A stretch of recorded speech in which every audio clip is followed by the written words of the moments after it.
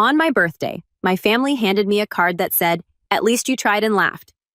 So months later, I invited them to my art exhibit and let them read the story of everything they'd done to me. It started with a card, one of those cheap ones you find in the clearance bin at a gas station.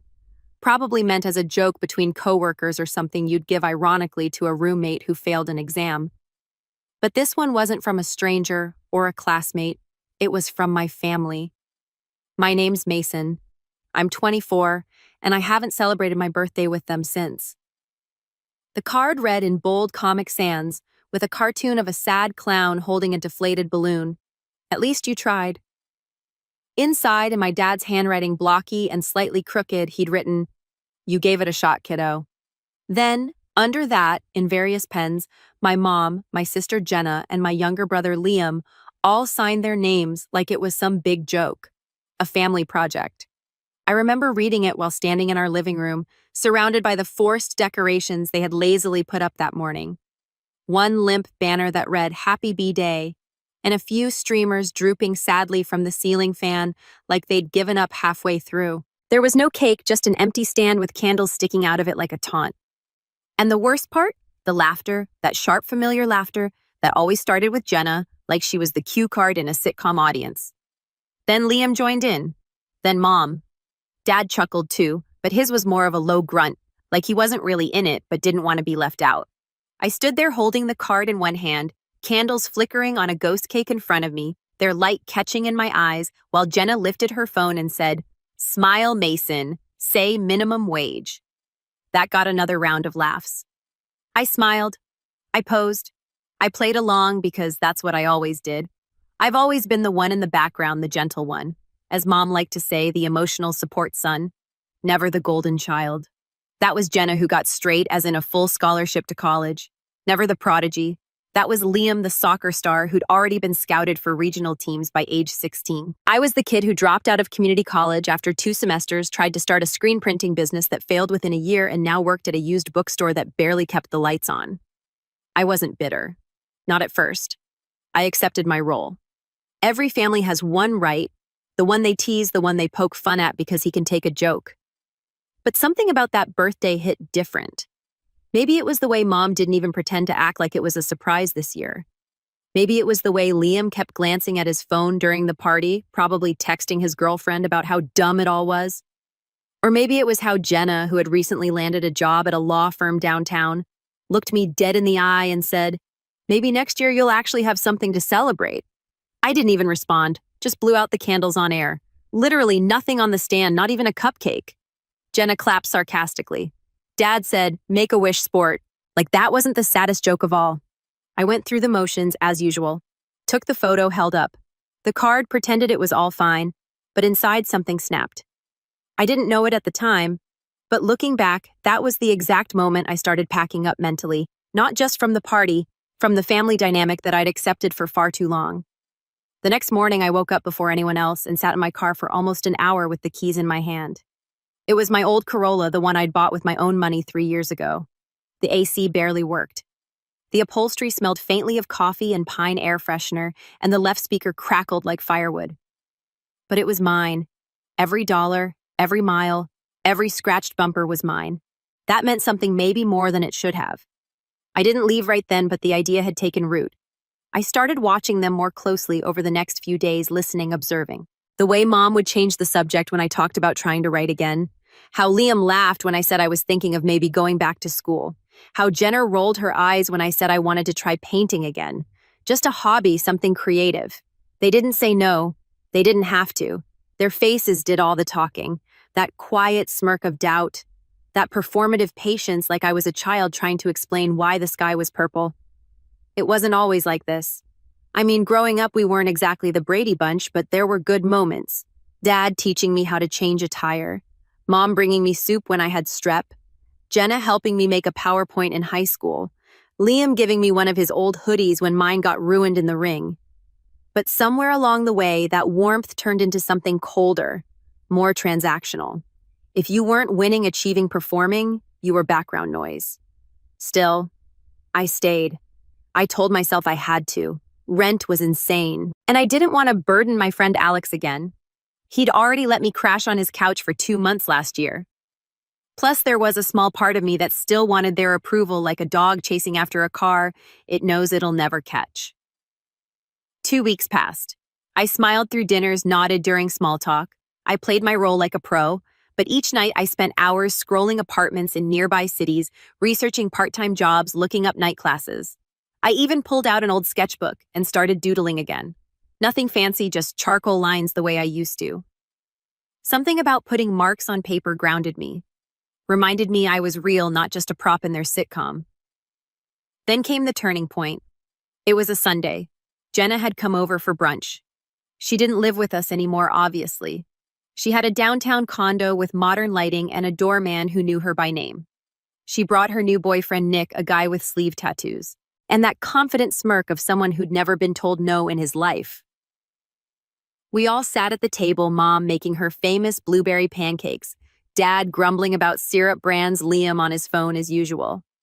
Somehow the topic turned to me. Jenna had asked casually, "So Mason, what are you doing these days?" Not mean, not sharp, just casual. But I knew that tone. It was bait.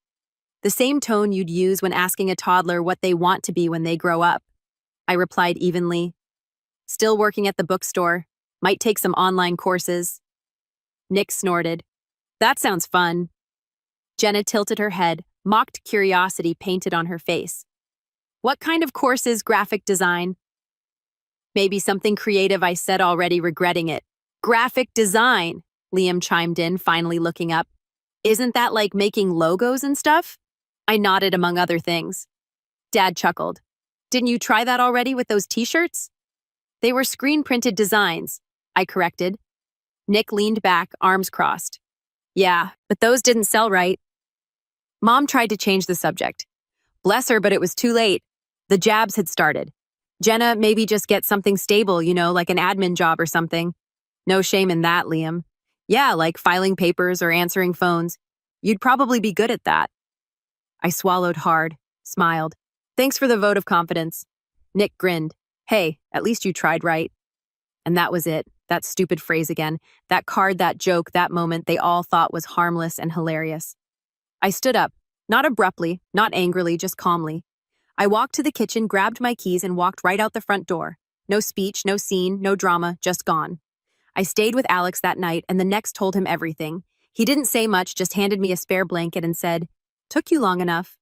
That was 2 weeks ago. I haven't spoken to my parents since. I haven't replied to Liam's texts, haven't liked any of Jenna's Instagram posts. I've been quiet, planning, watching. Then this morning I got a message. Just one line from Liam. "Mom's been crying every night, just come back." I stared at it for a long time, and then I smiled. I didn't respond to Liam's message. I left it on read.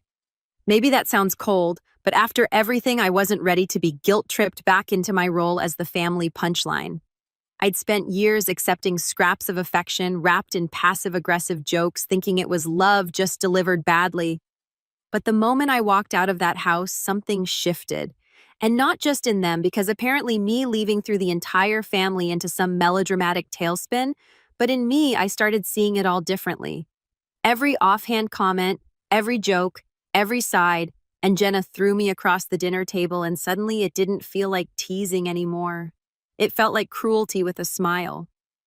Alex let me stay in his guest room. Well, technically it was a storage room with a futon and a tower of shoe boxes, but it was warm, quiet, and mine. No sarcasm, no judgment, just space to think. The first week was peaceful. I helped Alex out with some side work. He did freelance photography and needed help organizing a massive backlog of files. It was tedious, but oddly satisfying. I cooked dinner a few nights, got back into sketching, found myself sleeping deeper than I had in years. I didn't miss home, not one bit. But my phone kept buzzing, mostly from Liam. A few messages from Mom, short ones like, "We miss you," or "Hope you're okay." But not a single call, not one voice that said, "We're sorry," and that told me everything. Then Jenna messaged. It was a voice note, of course. She always preferred those, easier to perform when you couldn't be interrupted. "Hey," she said, her voice all business. So I talked to Mom. She's a wreck. She's been crying. She didn't mean for the birthday thing to be like mean. It was supposed to be funny, Mason. You've always had a sense of humor. You're being kind of dramatic about this. Just come home, okay? You're making it way bigger than it needs to be. I listened to it twice and laughed out loud. Not because it was funny, but because it was textbook. No apology, no accountability. Just a firm reminder that if I had a problem with how I was treated, I was the problem. That was always Jenna's specialty. She could stab you with a smile and then hand you a towel to clean up your own blood. I didn't reply, but I watched their moves. Jenna posted a photo later that day. Her and Nick at some rooftop bar captioned family first. Liam posted a clip from his soccer practice with the song Stronger playing over it, like he was the protagonist in a Nike commercial. And Mom. She posted an old family photo, one of those perfectly framed moments from a vacation we took to Colorado when I was 15. All of us standing in front of a mountain arm in arm. The caption just said, "Miss these days," and I wasn't in the photo. I remembered that trip vividly. I was the one taking the picture. The next few days were oddly quiet. I thought maybe they'd finally given up. But then Friday hit. I was in the middle of helping Alex sort through gear when my phone rang. Not a message, an actual call. "Dad," I hesitated. My thumb hovered over the screen for a full 10 seconds before I finally answered. "Hey," I said flatly. There was a pause. Then, "Hey, kiddo." His voice was grayly, like he'd been smoking again. "You good?" "I'm fine. Your mom's been worried. She has a phone. She says you won't answer." I didn't reply. He sighed. "Look, I know the birthday thing. Maybe it went too far. Your mom told me about the card." I waited. I didn't mean for it to be hurtful. Just, I don't know. We were joking around. We didn't think you'd take it so seriously. Another pause. He was waiting for me to say something. I didn't. "Anyway," he continued, "Jenna's got something going on next week. Big deal at the firm. She wanted the family there. Said it would mean a lot if you showed up." There it was. It wasn't about me. It never was. They didn't want me back. They wanted the image of me back for a photo for appearances. "I've got work," I said. "You sure?" "Yeah, I'm sure." Dad was quiet for a second, then said, "All right, let me know if you change your mind." And that was it. A few days later, Alex and I were out at a coffee shop when I saw it. Jenna's big event. It was all over her Instagram, the firm's annual gala. Black tie, city skyline in the background, everyone in tailored suits and champagne dresses. Jenna stood at the center, flanked by Mom and Dad, smiling like the queen of the world. Liam stood behind them, awkward in a blazer that didn't quite fit. And there in the corner of the photo was me, or at least someone pretending to be me. They had asked Alex once before to pose for something years back when they needed family photos for a Christmas card, and I'd missed the shoot because I was working overtime at the bookstore. He'd laughed about it then, joking that my family was weird, but this time they hadn't asked him. This time it wasn't even him. It was Nick, Jenna's boyfriend, in a gray suit standing just close enough to look like part of the family. They replaced me. I stared at the photo for a long time. My stomach dropped in this slow, cold way, like stepping into a lake in October. Alex leaned over, saw the look on my face, and asked, "What happened?" I showed him the post. He blinked. "That's Nick, right?" "Yeah. They put Nick in your spot." I nodded. Alex exhaled slowly. "That's messed up." "No. It was calculated because I knew Jenna. I knew her need for control, for optics, for having the perfect narrative. Mason, the dropout brother who worked retail and lived like a ghost, didn't fit her brand. Nick, the confident lawyer with the nice watch and the LinkedIn headshot, did. And my parents, they just let it happen. That night, I sat in the guest room and stared at the ceiling. Everything felt heavy, like a weight had settled into my chest and refused to move. I wasn't just angry. I was hurt deeply. The kind of hurt that doesn't come from a single moment, but from 100 small ones stacked on top of each other until they crush you. The years of being the afterthought. That he's just figuring things out, son. The joke. I thought about the times I'd stayed home to help Mom when she was sick. The times I drove Liam to soccer tournaments across state lines. The time I bailed Jenna out when her car broke down in college. Driving 3 hours with a gas can and jumper cables. None of it mattered. Not when it came to the image. Not when it came to her image. The next morning I got a text from Jenna. "Hey, saw you didn't come. We missed you." Nick stepped in. "Hope that's okay. No apology. Just that smug tone again. That I win energy she always carried. and something in me flipped. I wasn't going back. Not to that, not to being edited out of my own life. That day I took a walk. No music, no distractions, just me and my thoughts. And by the time I got back, I knew exactly what I needed to do. They had made a mistake, a big one. Because for the first time in my life, I wasn't looking for their approval. I was looking for closure, and maybe a little revenge. The day after Jenna's message, I deleted Instagram. Not out of spite, just clarity. I'd been staring at the same performative highlight reel for years. Smiling family photos that cropped out reality shiny achievements with captions about hard work and blessings inside jokes that never included me. I realized I didn't need to see it anymore. I didn't want to. I was done watching my own life from the outside. If I was going to start over, I needed to stop looking back. That wasn't easy, by the way. Starting over never is, especially when you don't have much. Alex, true to his word, let me stay as long as I needed. But I started feeling like a squatter by week 3. The guest room was barely wider than the futon, and I could hear every faucet and floorboard creak in the apartment. But it was still the most peace I'd had in years. Still, I couldn't ignore that quiet voice in the back of my head that whispered, "Don't overstay. Don't become a burden." So I found a job. Not the dream one, just a job. A local art supply store needed someone part-time. Stocking shelves, helping customers, restocking sketchbooks, charcoal paintbrushes. The pay wasn't amazing, but it was better than the bookstore, and it came with a discount.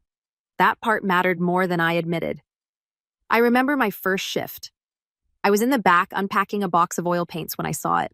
A little note scribbled in Sharpie on the cardboard. "This color will save someone's soul. Don't let it dry out." I laughed. I still don't know who wrote it. Probably some bored employee with a poetic streak, but I cut that part of the box out and taped it above my bed that night. It felt weirdly personal, like the universe tapping me on the shoulder. In the evenings, I sketched. Not for money, not for school, just for me. I stopped trying to make marketable designs and started drawing what I actually saw. People in cafes. The old woman with the giant tote bag who rode the bus every day. The overgrown alley behind Alex's building where weeds cracked through the concrete. Nothing polished, just real. I filled up 3 sketchbooks in a month. It felt like breathing again after being underwater too long. I also started running. Not far at first, just a few blocks, but the rhythm helped. It gave my thoughts a place to go. I wasn't running from anything, just through things. Pain, confusion, memories, every step made them quieter. Alex noticed. He never said anything directly, but I caught him watching me, sometimes smiling when I came back from a run drenched in sweat, nodding quietly when I'd show him a new drawing. He knew he could see it, the rebuilding. But life wasn't suddenly perfect. There were still bad days, like the day I saw my old manager from the bookstore walk into the art shop. He didn't recognize me at first, but when he did, his eyes lit up. "Mason, hey, didn't know you left." I shrugged. "Needed a change." He nodded. "Makes sense. Hey, listen, we've got a part-time opening again if you want to come back." I smiled politely and said I'd think about it, but I didn't think about it. Not once. I didn't want to go back to the fluorescent lights and dusty corners and customers arguing over $1.99 bookmarks. I didn't want to go back to a version of myself that didn't know how to leave. Still that night, I sat in the park behind the shop and cried. Not because I missed the bookstore, but because I realized how far I'd come.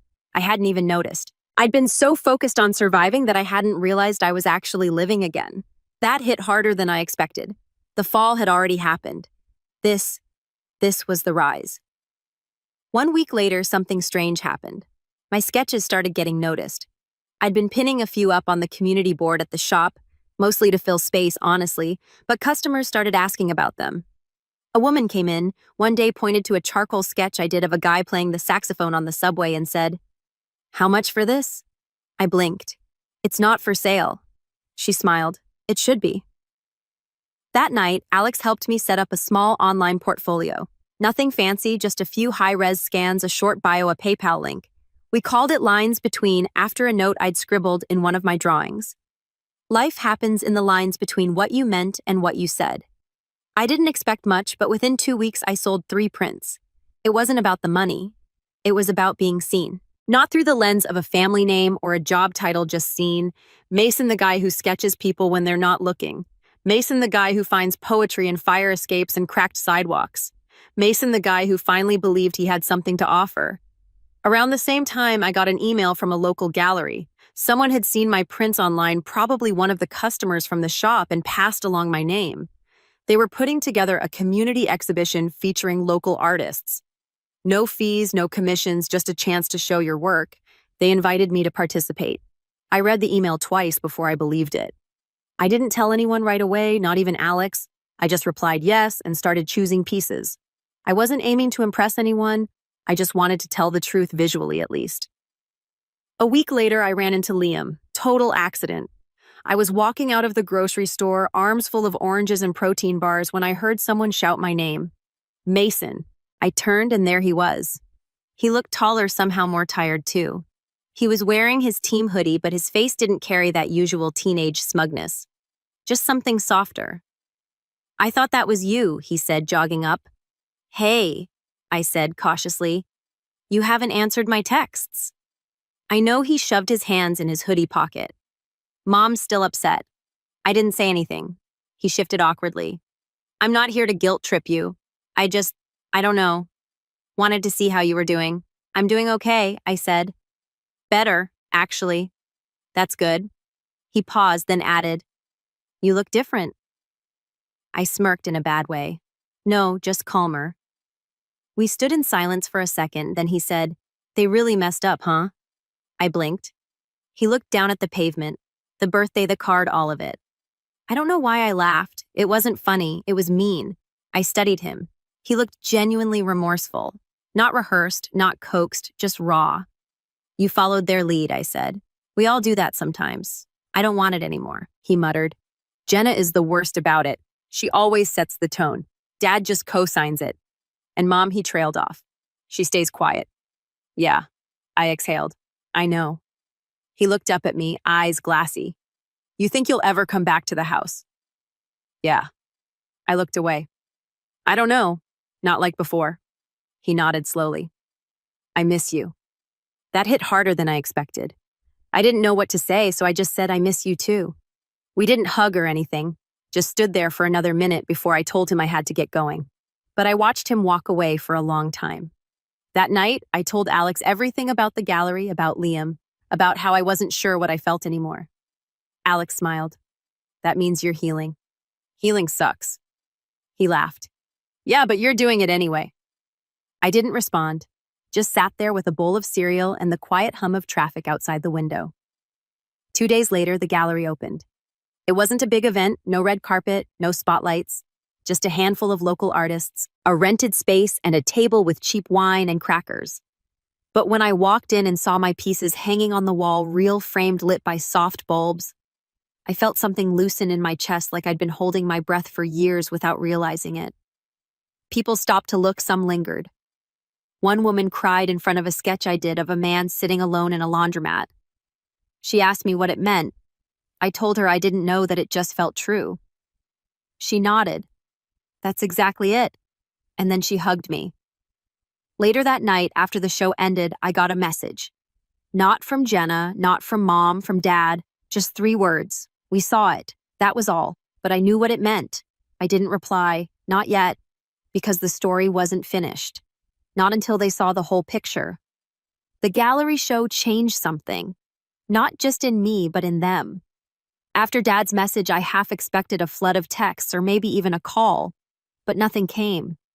Just those 3 words. We saw it. No congratulations, no apology, no follow-up. And weirdly, that silence told me everything. It meant they'd finally noticed I existed outside of their narrative, that I had built something without them. And now they didn't know how to react. Maybe they were waiting for me to crawl back to be grateful that they noticed. But I wasn't that guy anymore. I was done performing for people who only watched when I failed. And still, I wasn't angry. Not exactly. What I felt now was colder, cleaner focus, like I'd been standing in the fog for years. And now I could finally see the road ahead. And I knew exactly where it led. I didn't want them to hurt. That would be too easy. I wanted them to understand. I wanted them to see not just me, but everything they'd been blind to, all the moments they'd brushed off, all the words they never said, all the choices that chipped away at me while they called it love. I wanted them to feel that slow burn of realization, that quiet creeping shame when the mirror finally reflects something you don't like. But I also knew they'd never get there on their own, so I decided to help them. The plan came together slowly, part instinct, part strategy. I didn't want drama. I didn't want a public confrontation. I wanted something more subtle, more permanent. And I wasn't doing it alone. It started with Alex, of course. He was the first person I let into the plan. We were sitting on the fire escape of his apartment one night, passing a cheap bottle of wine between us. When I said I think I'm going to throw a show, my own show, not the gallery stuff, just mine, he raised an eyebrow like a solo exhibit. Yeah, bigger, more curated, personal a story. Okay, he said slowly. And you want them to come, I want them to see. Really see everything. Alex sipped the wine, then nodded.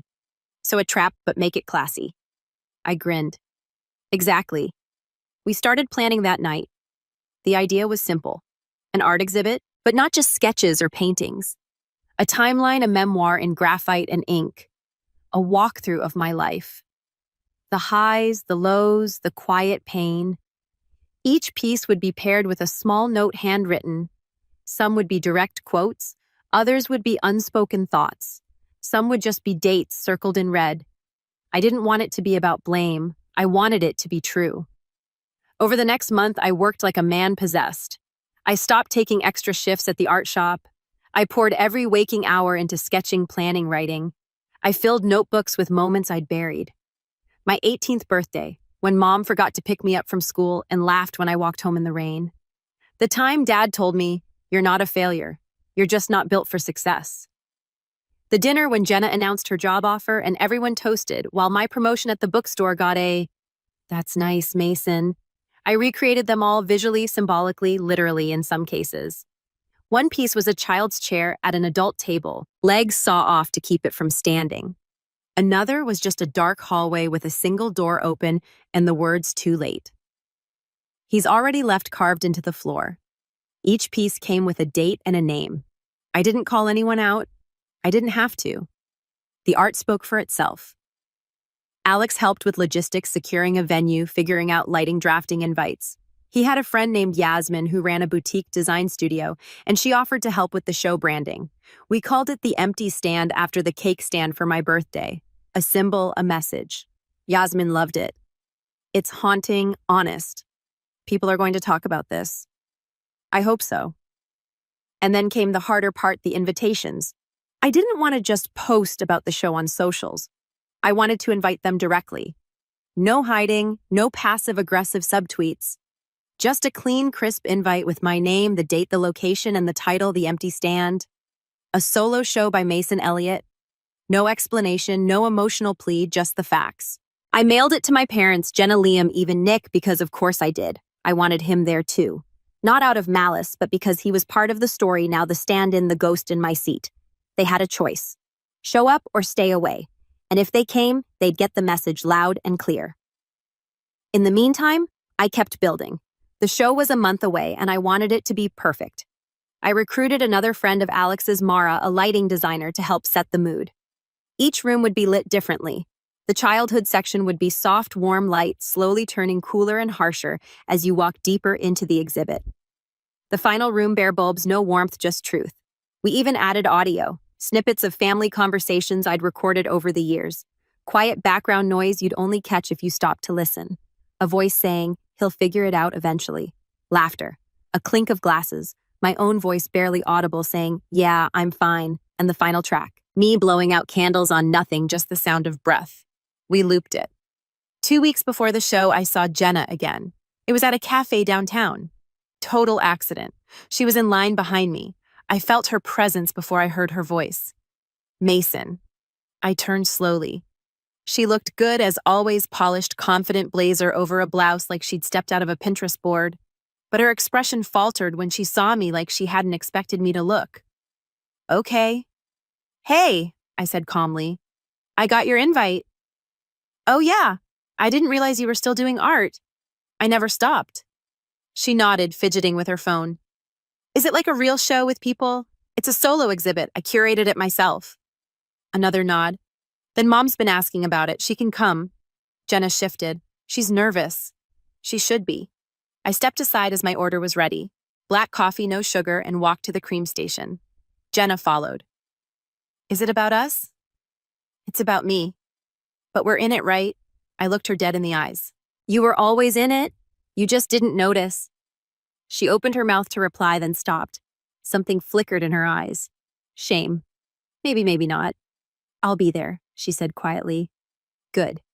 She turned to leave, but then paused. You look different. I smiled. That's the idea. The last week before the show was chaos. Final pieces, framed audio, tested lighting, calibrated. I barely slept, but I felt alive. Every brushstroke felt like a sentence I never got to say. Every shadow felt like a memory reclaimed. And when I finally stepped back the night before opening and looked at the full exhibit, I almost cried. Not because it was sad, because it was mine, all of it. The next day was the show, and by 6:15 p.m., people were already lining up outside. Friends from the art shop, customers, local artists, Alex's photographer friends. Even my old manager from the bookstore came by. The space buzzed with conversation, camera flashes, soft gasps. People moved slowly through the rooms, reading the notes, standing in silence. Some cried, some stood for 10 minutes in front of a single piece, and then at 7:02 p.m. they arrived. Mom, Dad, Jenna, Liam, even Nick. They looked nervous, out of place, like tourists in a country where they didn't speak the language. I didn't go to them. I just watched. They walked through the exhibit slowly. Mom stopped in front of a sketch titled Invisible Dinner, a table with one plate missing. Dad lingered at the bench, a memory from when he promised to come to my art fair and never showed up. Liam stared for a long time at a piece called Muted Applause, hands clapping in silence, the figure in the center with no mouth, and Jenna. She froze in front of the empty stand. It was the centerpiece, a charcoal rendering of the birthday moment, me standing in front of an empty cake stand, candles burning in midair, everyone else mid-laugh. The caption underneath simply said, "At least you tried." She didn't move for 5 minutes. When they finally left the exhibit, none of them said a word. Not to me, not to each other. They just walked out into the night, faces pale, shoulders heavy. I stood in the shadows and watched, not smiling, not crying, just still. Because this wasn't the revenge. This was the mirror. They didn't say a word after the show. Not that night, not the next day, not the week after. I half expected them to lash out or at least defend themselves, something, anything. But there was nothing but silence. And that silence said more than any apology ever could. It told me that they'd seen it, that they'd felt it, and they didn't know how to respond because there was no defense. The mirror had been held up, and for once they didn't like their own reflection. But this wasn't over. The exhibit was just the reveal. My revenge, if you can even call it that, wasn't about embarrassing them.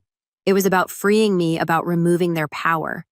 And now that I had it back, I could do what they never expected. Rewrite the story. Mine, theirs, all of it. It began with the will. What they didn't know, what I'd never told them, was that Grandpa Elliot had left something behind. Not money exactly, but property, a cabin. He'd passed away 5 years ago, and everyone assumed the cabin had been sold with his other assets, but it hadn't. Grandpa had quietly transferred the deed to me before he died. Said I was the only one who ever truly listened to him. Said the others would just sell it off or use it for photo ops. It wasn't worth a fortune, just a small, rundown place by a lake 2 hours out. But it was mine, a gift untouched, unclaimed, off their radar. I'd kept the deed in a box with my old sketchbooks and forgot about it for years. But now it was the key. I spent the next month fixing it up, used every spare dollar I had, took weekend trips with Alex, hired local help when I needed it.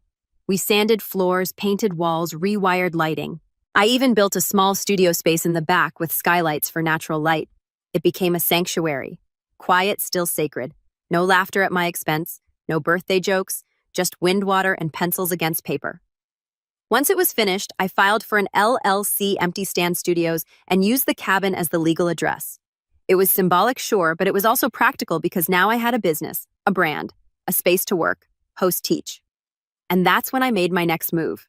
I sent them another letter, not a message, not a card, a formal envelope printed with the Empty Stand Studios logo addressed individually to each of them. Inside was a personalized invitation. You are cordially invited to attend the private unveiling of the Mirror Room, the final installation in the empty stand collection. This experience is by invitation only. No photography allowed, no plus once, no phones. Date redacted. Location provided upon RSVP confirmation. Please respond within 48 hours to secure your viewing time. Mason Elliott founder, Empty Stand Studios. Jenna RSVP'd first within 20 minutes, then mom, then dad. Liam didn't reply. Instead, he called me. Hey, he said, hesitant. Do I need to RSVP formally, or can I just come? You're already on the list, I said. He let out a breath. Cool, just wanted to make sure. They didn't know what they were walking into. The mirror room wasn't a gallery piece. It was the lesson. I staggered the times, made sure they'd all arrive separately. First Jenna, then dad, then mom, Liam last. No distractions, no support system to lean on. Just them in the room. It was a single space, one large mirror on each wall, a single chair in the center, and 4 speakers in the corners playing different audio loops. Real recordings, layered memories, carefully selected moments. Not yelling, not fights, just quiet, damaging lines, since they'd probably forgotten. You're being too sensitive, Mason. Let your sister talk. He's still figuring things out. You'll never make a living off doodles. Each line played every few minutes, a pause in between, just enough silence to think. On the floor, I'd painted a timeline. Each year marked important dates labeled. My graduation, my first gallery show, my birthday, their absences circled in red. And on the seat, the card. At least you tried. The original, the one from my birthday. Laminated, preserved. They each stayed longer than I expected. Jenna emerged first, pale, quiet. She didn't look at me, just said, "Thank you," and walked to her car. Her eyes were glassy. Her hands trembled slightly. Dad came next. He didn't speak. He just sat on the porch of the cabin for a long while. Eventually, he said, "You're a better man than I was at your age." I nodded. "That's not an apology," I said.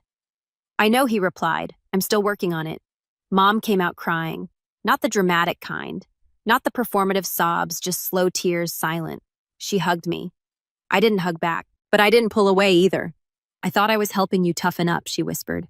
"I know. I didn't realize I was making you disappear." I said nothing. Liam came last. He walked into the room and didn't come out for over an hour. When he did, he looked changed. Not broken, just older, wiser. "I wish I'd said something back then," he said. "You still can." He looked me in the eye. "I'm proud of you." That one landed. After they all left, I sat in the mirror room alone. Let the words echo, let the silence stretch. Then I turned off the audio, packed the speakers, and closed the door. The show was over. That week, Jenna posted nothing. No photos, no stories, no humble brags. Mom took down all her family Facebook albums. Dad called once just to talk, no agenda. Liam came by the cabin a week later with burgers and a bottle of wine. We watched the lake in silence and talked about nothing. And for the first time in a long time, it felt okay. Not perfect, not healed, but true. I didn't need an apology. I didn't need validation. I had something better. My voice, my name, my place at the table, one I built myself. And they would never forget it.